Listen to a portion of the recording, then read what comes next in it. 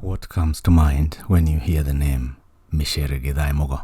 What comes to mind to me is a woman I admire, a woman who has mentored so many of us, and an outstanding Kenyan who has fought to enlarge both academic and democratic space in this country. And I remember her as a pioneer in fighting for democratic space with the likes of Goge wa Thiong'o.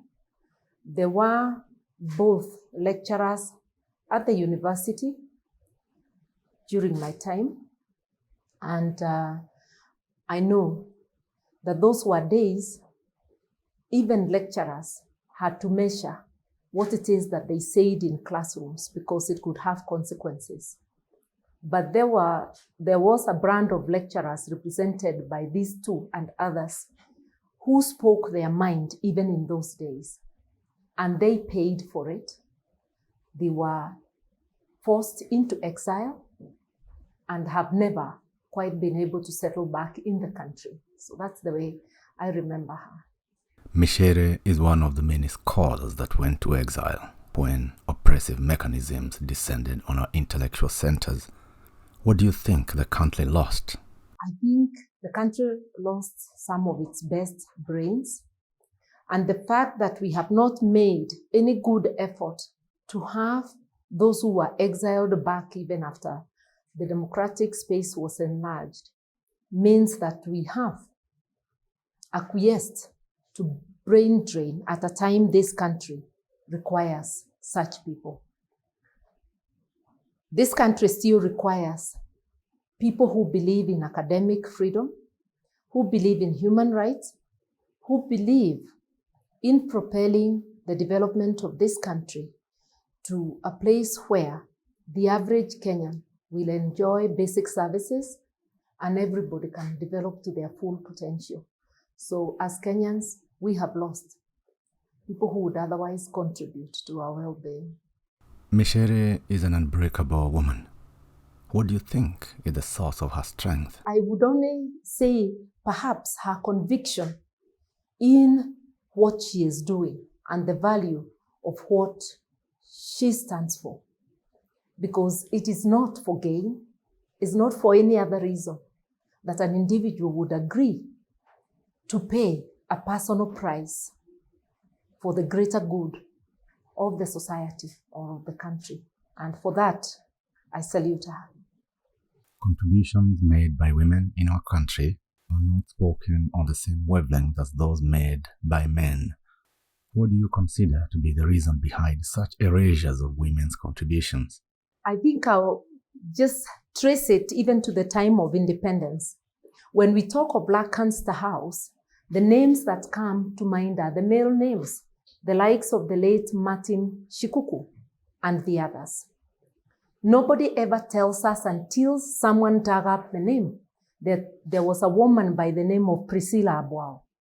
In fact, we talk of the struggle for independence as though it was only male. Muthoni Nyanjiru is not given equal prominence with the men. We come to the second liberation. I was a part of that second liberation. When we hear of the young Turks in quotes, which represents the young people or youthful people who were in that liberation, the media will mention the men, the names of the men. You will not hear Martha Karua or Martha Njoka as I was then known. You will not hear the likes of Beatrice Duta, Martha Kome, and others who were there with us. So as society, we are guilty of perpetuating patriarchy and taking away any good thing that women have done. Women remain the unsung heroes. And I think it is great that we are beginning to bring back our collective memory that yes, there are people who have contributed to the well-being of this country whom we never give mention in our discourse about the makers of this nation. Because I would say Professor Micere is a key maker of this nation. And when we are speaking about the liberation of this nation or the place we are in today, because I think we will need a third and fourth liberation the way we are going. We ought to remember those who are before us and what they have done. And for a person like Professor Micere, a person like me, cannot say that we were not influenced by her. Seeing her in action, both as a lecturer and as an activist for greater democratic space and academic freedom at the university, seeing her unafraid to speak her mind at a time I was a student, influenced me. And as we took our place later to fight for democratic space, I must acknowledge that she was one of my influencers. The women who were before us, people like the late Professor Githae, even the male lecturers, what they were doing influenced us. People like my former teacher in CJ, Dr. Willy Mutunga, Professor Ngugi wa Thiong'o. And I distinctly remember Professor Ngugi wa Thiong'o because of, one, he had dropped his name, James. And I went to a lecture where he was cautioning against us picking names with whose meaning we do not know wholesale. Things that I still remember. So these are the people who influenced us. And it is our duty to remember and to always give them mention. And I want to say collectively we have failed in doing that. Yeah.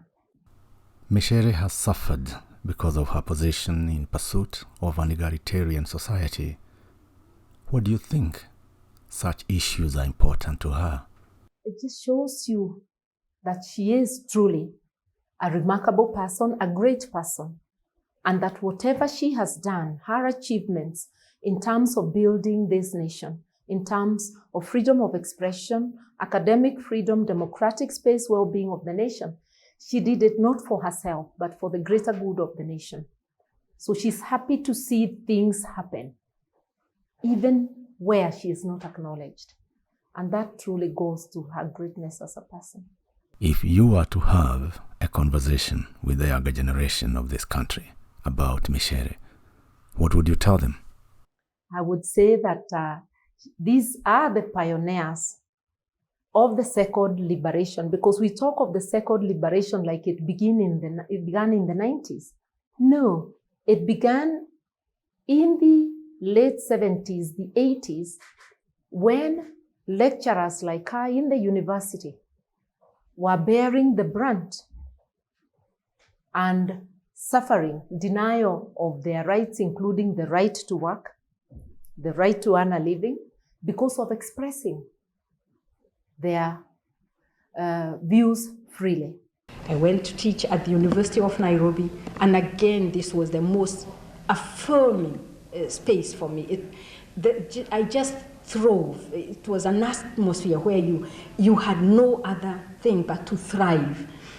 We learned to love Erasure, to try to rebuild our people's cultures. We learned the assertion that comes with women realizing themselves and engaging in liberating discourses. We learned to go and take the classroom out to the community, to the people. Our research projects and so forth were so oriented. This was really the golden moment for me of my career. The classroom was lively space. You would try to get out of your classroom to go to the office, a space of 100 yards, and it would take you half an hour because students would be stopping you and wanting to discuss with you, disagree with you, and argue with you.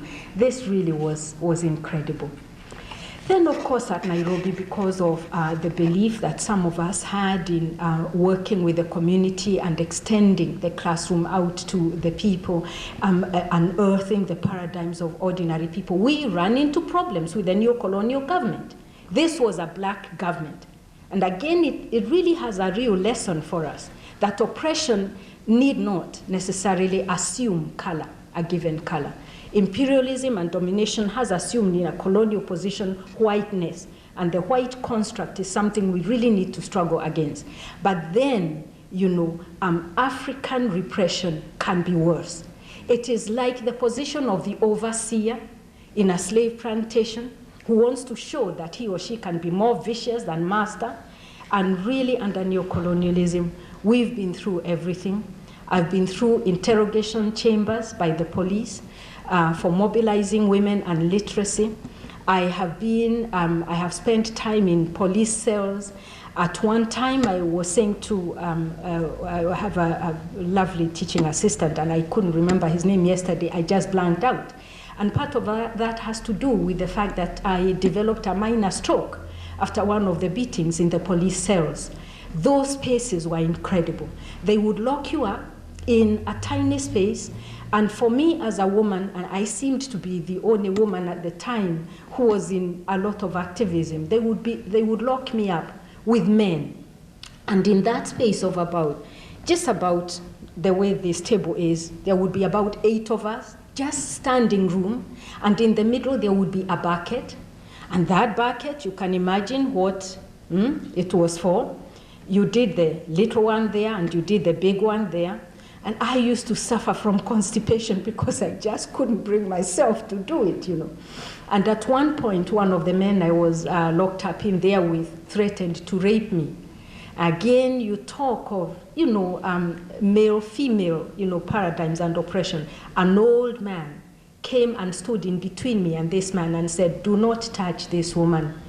You dare touch her and you will have to kill me before you do that." An elderly man, a father who saved me from this crazy person who was in there. I entered the university during that critical stage when there was a clamp down on the freedom of expression, freedom of association. And I think were it not for people like Professor Micere and the others who were speaking out, we might have been inducted into the culture of silence.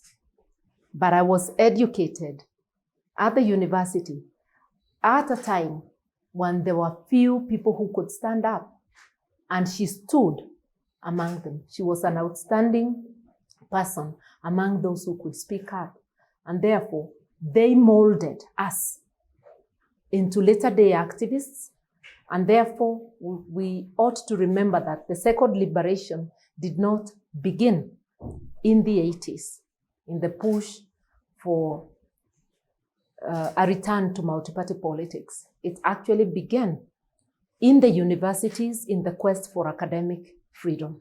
Micere went to exile in 1982. There are generations that have grown without influences of people like Micere. What do you think they have missed? I think we have denied them the information that will help them to trace our struggles as a nation, because the past informs our actions, the present.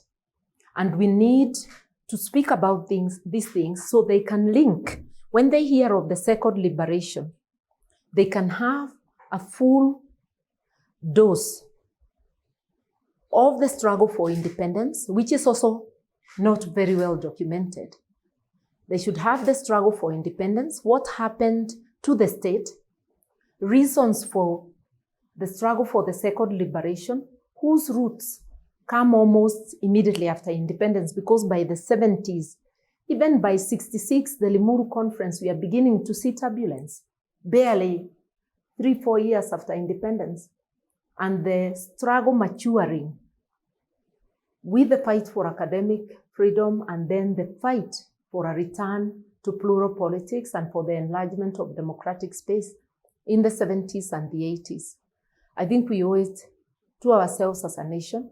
We owe it to the younger generation to document these things. Then it can be able to influence and inform their future. And to know that this is collective work. No one person can do it, and that the baton is passed from generation to generation. Yeah. It is impossible to talk about Micere's legacy because she's still very active, even in her retirement. But at the end of time, what do you think will be Micere's legacy?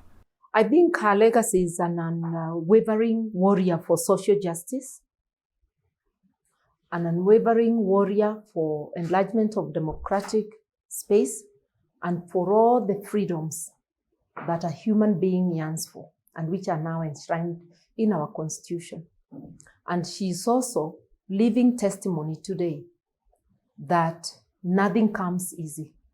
Nothing comes without a struggle and a fight for it, and it comes at a greater price, especially to those who step up to fight for what they believe in. If you were to write a book about Micere, what would you highlight? I would like just the young generation to know that it pays not personally when you fight for the greater good of the society, but you leave a better place for the next generation. I keep on saying I owe it to myself, my children, and my grandchildren to see that I leave Kenya a better place.